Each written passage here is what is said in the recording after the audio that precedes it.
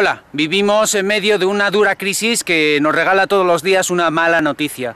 Por suerte en Asturias hemos tenido dos buenas noticias y son relativas al informe sobre los visitantes, el turismo que ha recibido Asturias, que durante el verano han sido 1 millón los turistas que han visitado nuestra tierra. Y además hay otro buen dato, y es que el turismo rural ha aumentado.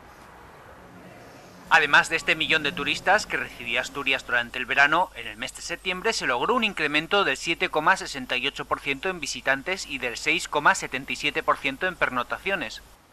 Asturias también se mantiene como la comunidad de la cornisa cantábrica con mayor número de plazas de turismo rural, 12.715, casi el doble que Cantabria y Galicia, y el triple que el País Vasco.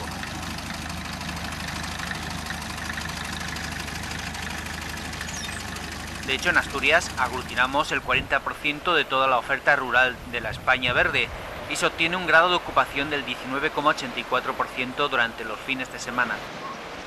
Por origen, los visitantes son principalmente de Madrid, con un 26,48%, y le siguen Andalucía, Castilla y León y País Vasco.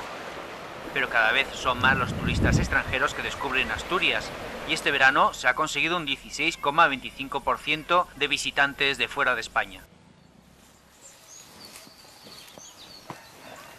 El turismo rural es un sector clave para fijar población en las comarcas rurales asturianas. Además, está en la primera línea de defensa de la naturaleza y el medio ambiente, porque sin un paisaje cuidado y sin una buena calidad de vida, el turismo rural sería impensable.